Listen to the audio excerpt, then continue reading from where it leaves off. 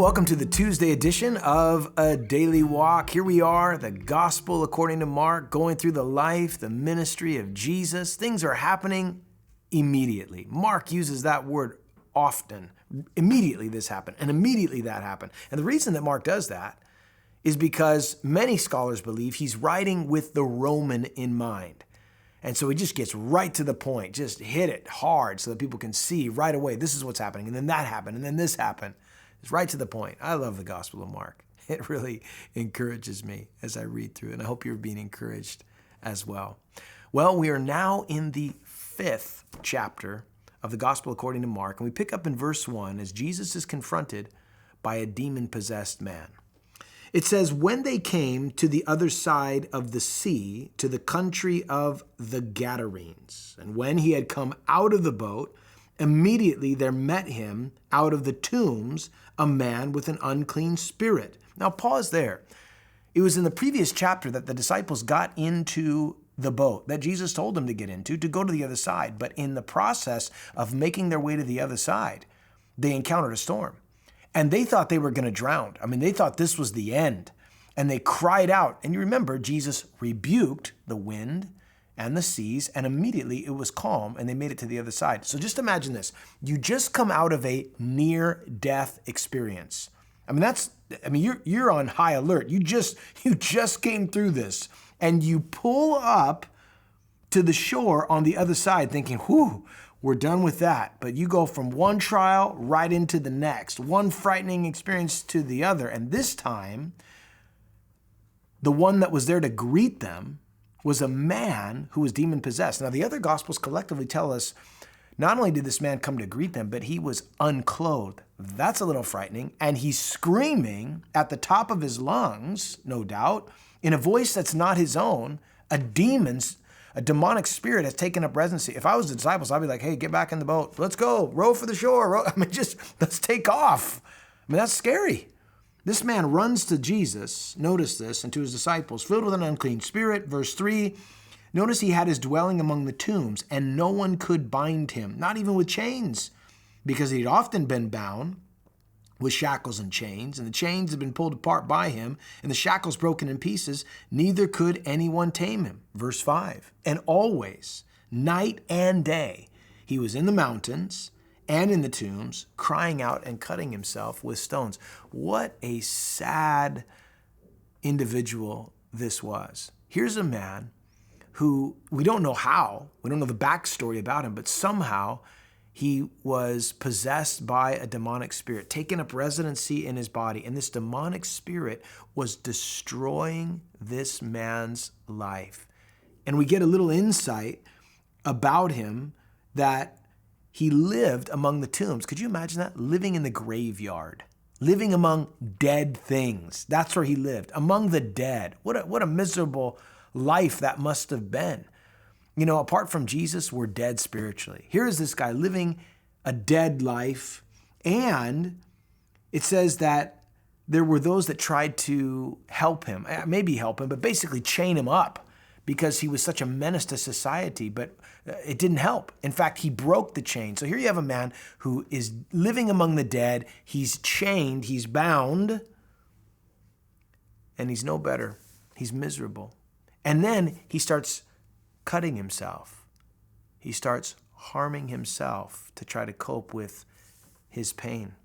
Let me pause for a moment and say to you that there are people like that today that are in such bondage, so dead inside, so oppressed by the enemy.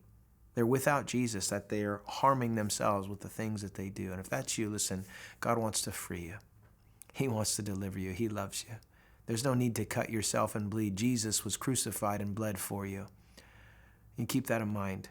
Well, this man comes to Jesus crying out. Notice this, verse 6. When he saw Jesus from afar, he ran and worshiped him. That is, he ran and fell at his feet.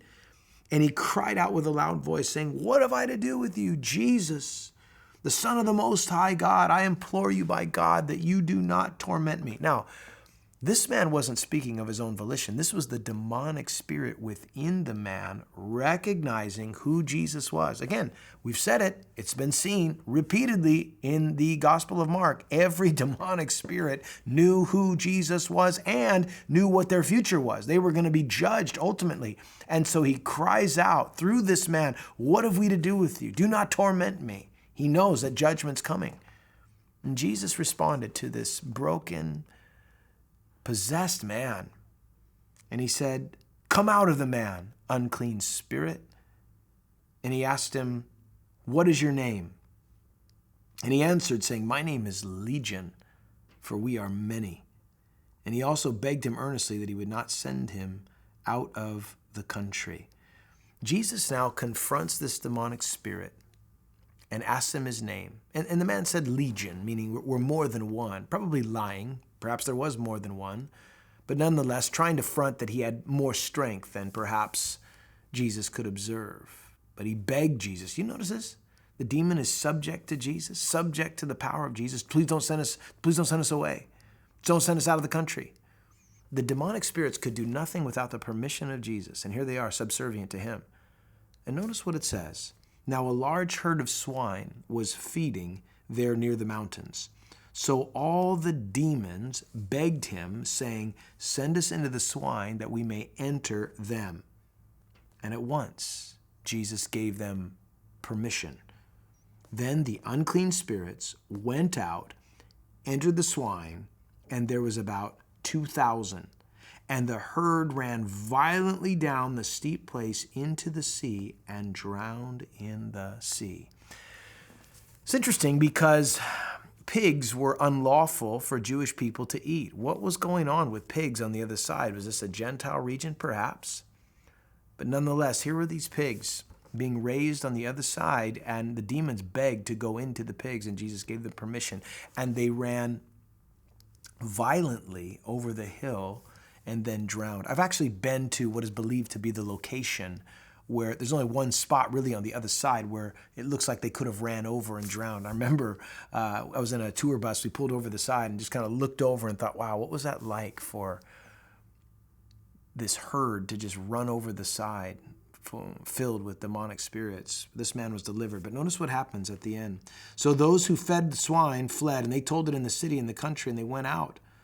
And they saw what happened. They came to Jesus, and they saw the one who had been demon-possessed and had the legion sitting clothed in his right mind.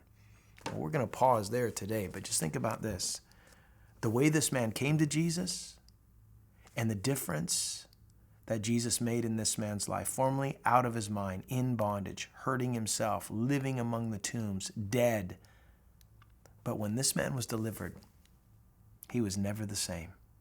And tomorrow, we're going to talk about what happened after he was put in his right mind, a plan that God had for him. And friend, listen, God has a plan for you, a plan and a purpose for you to fulfill. May the Lord bless you and keep you, and we'll see you tomorrow.